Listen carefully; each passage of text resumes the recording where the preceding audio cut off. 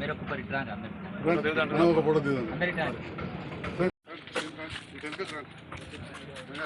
रवि राय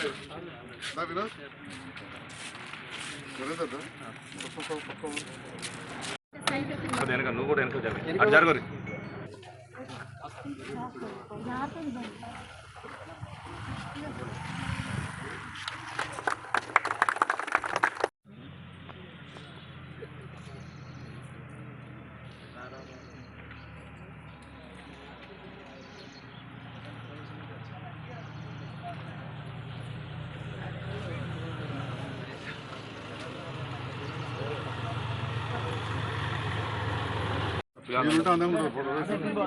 ఆడబిడ్డలు కదా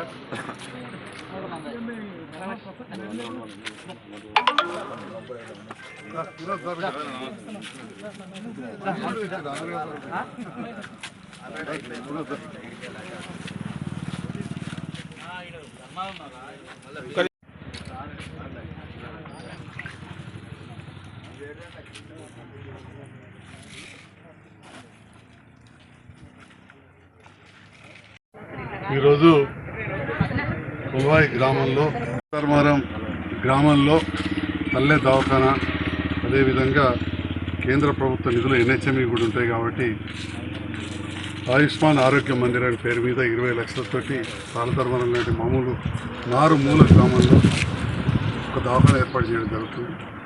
ఇవన్నీ కూడా గతంలో నేను అప్పుడు శాసనసభ్యులు ఉన్నప్పుడే మంజూరు చేయించిన ఇక్కడ బీర్పూరు కొల్వాయి ఇవన్నీ కూడా ఈరోజు భూమి పూజ కార్యక్రమం ఏర్పాటు చేయడం జరుగుతుంది.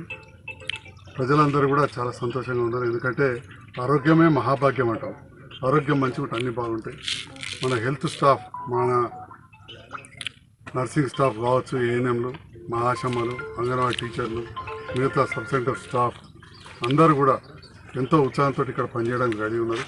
పల్లె దవాఖానా అయిన తర్వాత నిరంతరం మనకు ఎమర్జెన్సీలో అవసరం ఉన్న మందులు కావచ్చు, బీపీ, షుగర్ లాంటి నాన్ కమ్యూనికేట్ డిసీజెస్ అంటారు వాటికి, ఇంకా ఫస్ట్ ఎయిడ్కి సంబంధించిన మందులన్నీ కూడా ఉంటాయి. ఇక్కడ ఒక డాక్టర్ కానీ లేకపోతే హెడ్ సిస్టర్ కూడా ఉంటుంది. సో నిరంతరం వైద్య సదుపాయం అందుతూ ఉంటుంది. పల్లెలలో మనకు ఆర్ఎంపీలు, ఈఎంపీలు సేవలు అందిస్తున్నారని వాటికి తోడుగా ఇంకా బీదస్తులు ఆ మాత్రం 10-20 రూపాయలు కూడా ఖర్చు పెట్టుకోలేని వాళ్ళకు ఎంతో ఉపయోగకరంగా ఉంటుంది. అది కూడా ప్రభుత్వానికి సంబంధించింది. ప్రభుత్వ బాధ్యత వైద్యం అందించాలి. మరొక డాక్టర్గా నేనున్నా కాబట్టి జగిత్యాల ప్రాంతంలో మంచి వైద్యం అందాలని అప్పుడు మొదటిసారి గెలిచినప్పుడు అప్పుడున్న ముఖ్యమంత్రి గారు అడిగి జగిత్యాల మెడికల్ కాలేజ్ అడిగి ఎప్పుడు లేని విధంగా పాత బస్టాండ్ దవాఖానా మంచిగా చేసి CT scan, kidney dialysis centre అవన్నీ కూడా తెచ్చినాం. అట్లే కొత్త బస్టాండ్ దగ్గర కూడా చాలా గొప్పగా చేసుకున్నాం. ఈ రాష్ట్రంలో ఎక్కడ చూసినా కానీ ఇవాళ కొత్త బస్టాండ్ దగ్గర ఎత్తున్నట్టు అంత మంచి సెంటర్లో దవాఖానా ఉండదు. అట్లనే మెడికల్ కాలేజీలు చాలా మంజూరు వచ్చినాయి, మీరు అందరూ వింటున్నారు. కానీ పర్మిషన్ అనేది చాలా ముఖ్యం. వాటికి అన్ని వసతులు ఉంటేనే వస్తుంది. వాటిల్లో ఫస్ట్ పర్మిషన్ కేంద్ర ప్రభుత్వం జగిత్యాల దానికి వచ్చింది. తెలంగాణలో ప్రభుత్వం ఎన్ని మంజూరైనా పర్మిషన్ మాత్రం ఫస్ట్ జగిత్యాలకు వచ్చింది. ఎందుకంటే నిరంతరం మీ ప్రేమ, అభిమానం నన్ను ముందడికి నడిపింది.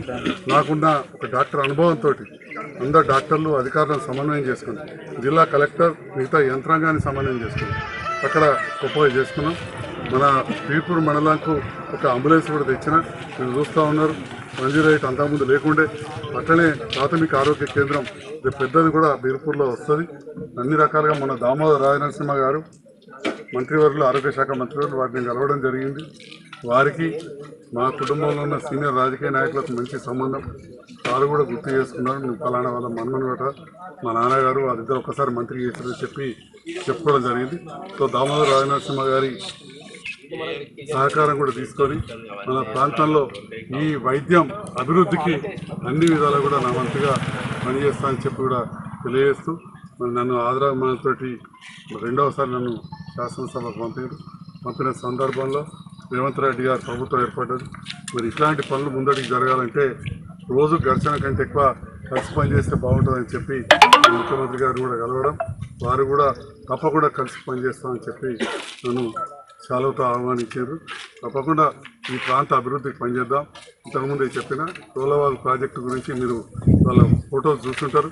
వారు రాష్ట్రంలో అతిపెద్ద ఇంజనీరింగ్ శాఖ ఇరిగేషన్ అధికారులు ఈఎన్సీ అనిల్ గారు, నాగేంద్ర గారు అంటే వాళ్ళే అందరికంటే పెద్ద అధికారులు. వారి ఇద్దరు కూడా కలవడం, మంత్రి గారితో కలిసినాం. తప్పకుండా కొద్ది అటవీ సమస్య ఉన్నది, గేట్లు కూడా అయిపోతాయి. నేను కూడా ఇవాళ కలెక్టర్ గారిని మళ్ళీ కలవబోతున్నా, ఈరోజు కలెక్టర్ గారిని మళ్ళీ కలవబోతున్నా. ఎందుకంటే ఇలా మునిగే వాటికి ఒక 5-6 ఊళ్ళో ఇవ్వాలి. అది పేడపల్లి మరియు గొల్లపల్లి మండలంలో గ్రామాలు కూడా చూసాం. మన ఎస్ఆర్ఎస్ని మునిగినప్పుడు మనం ఇయ్యలేదు. ఇక్కడ ఎన్నో గ్రామాలు కోమనపల్లి అవన్నీ మొత్తం చిన్న కొలువ ఇవన్నీ లేవా. అట్లా మనం అట్లా ఊళ్ళు కూడా ఏం చేస్తలేము. మామూలు గుట్టలు ఉన్నాయి, అది ఐడెంటిఫై అయింది. అది కొంత అధికారికంగా చేయాల్సిన పని ఉంది. అది చేయిస్తా అని చెప్పి తెలియజేస్తాం.